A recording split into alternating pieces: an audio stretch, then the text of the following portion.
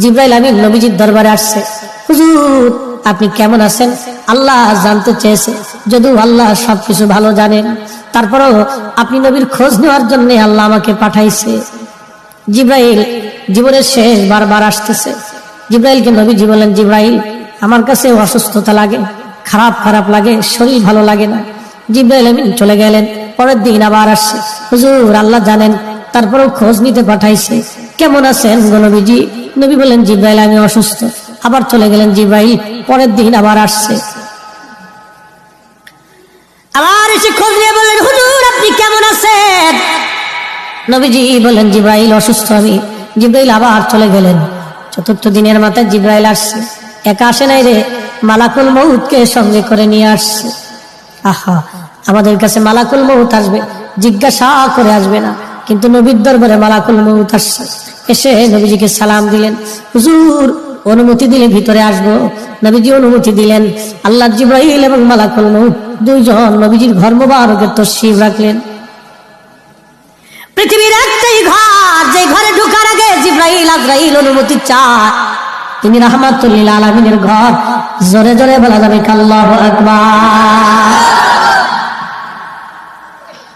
এই সুপ্রিম পাওয়ার আর কারো নসিবে হবে না, আল্লাহ আমার নবীকে দিয়েছিলেন।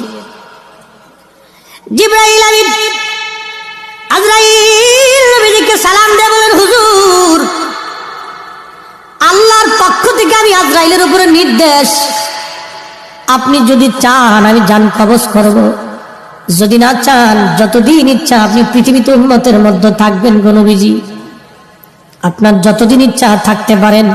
যদি আপনি হুকুম দেন আমি আপনাকে আল্লাহর দরবারে নিয়ে চলে যাব।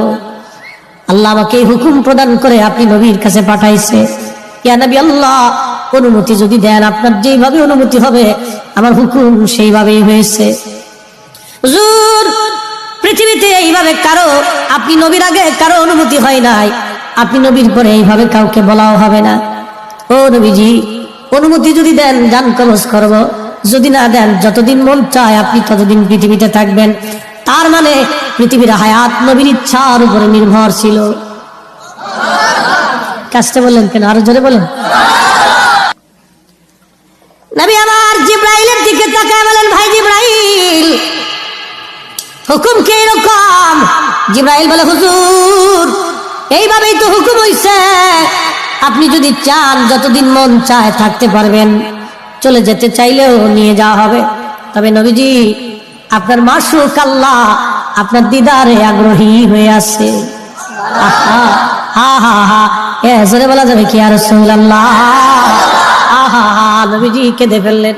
আজরাইল রে আর দেরি কইরো না, পৃথিবীতে আমি আর থাকবো না, আমি আমার মালিকের দিদারে চলে যেতে চাই, আর আমি থাকবো না, মালিকের দিদারে চলে যেতে চাই।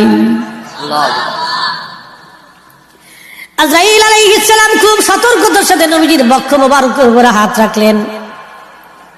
বুঝতেছেনই তো মরণ বড় কঠিন, বিরাট বড় কঠিন। যখন হাত রাখছে আল্লাহ নবীজির কষ্ট হচ্ছিল। নবীজি ডেকে বলেন, আজরাইল রে আমার তো কষ্ট হয়।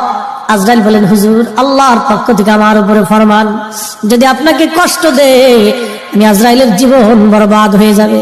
নবী গো আপনাকে কষ্ট দেওয়া আমার জন্য হারাম। পৃথিবীতে আপনি নবীর মতো এত আশা নেই, জান কবজ আমি কোনোদিন কারো করি নাই, আপনি নবীর পরে আর এত আসানে কারো হবে না। নবী গো আল্লাহর ফরমান, সর্বোচ্চ সতর্কতায় আপনার জান কবজ করতেছি। হুজুর একটু ধৈর্যই তো ধরতেই হবে, কষ্ট হবে। নবীজি বললেন, আজরাইল জান কবজ এত কঠিন, একটা অনুরোধ করি আজরাইল। বলেন, ইয়া নবী আল্লাহ আমার উম্মত তো বড় গুনাহগার, আমার উম্মতের জান কবজের সময় আজরাইল আমার উম্মতরে তুমি কষ্ট দিও না। আরে উম্মতের দরদি নবী সময় আমাদেরকে ভুলে যান নাই, আমরা উম্মত হয়ে নবী ভুলে গেছি, আমরা উম্মত হয়ে নবী ভুলে গেছি, উম্মত হয়ে নবী ভুলে গেছি। এই সময় নবী আমাদেরকে ভুলে নাই, আমরা উম্মত হয়ে নবী ভুলছি। হায়রে কপাল পোড়া, উম্মত হয়ে নবী ভুলছি। বদনসিব আমাদের, বদনসিব, কপাল বড়ই বন্ধ। কি হবে রে আমাদের এই কঠিন মেহশরে, কি হবে রে আমাদের কবরে জিন্দিগিতে, কি হবে রে কঠিন মৌতে, উপায় কি? উপায় কি, আমাদের উপায় কি? নবী ভুলে গেছি।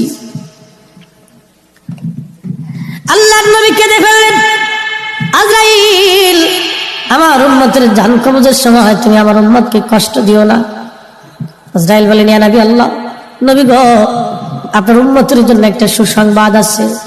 যদি আপনার উম্মত নেককার হয়, আপনার উম্মত যদি আমল সালেহ করে, ভালো আমল করে, হুজুর একটা মার কোলের মধ্যে বাচ্চা যেভাবে দুগ্ধ পান করতে করতে ঘুমায়া ঘুমায়া পড়ে, একটা মায়ের কোলের মধ্যে একটা বাচ্চা দুগ্ধ পান করতে করতে যেভাবে ঘুমায় পড়ে, নবী গো আপনার উম্মত নেককার হলে তার মরণটা এরকম হবে, মায়ের কোলের মধ্যে ঘুমাইবে, টের পাইবে না। আহা, চিৎকার মেরে বলা যাবে কে মারহাবা।